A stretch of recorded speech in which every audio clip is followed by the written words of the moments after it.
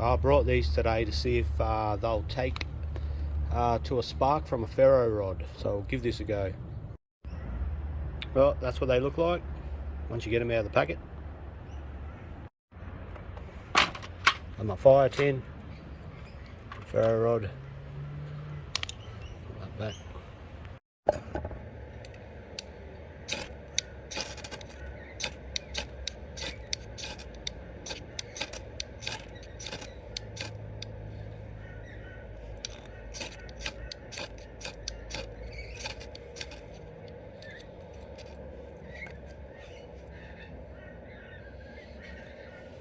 Took a couple of goes, but got it.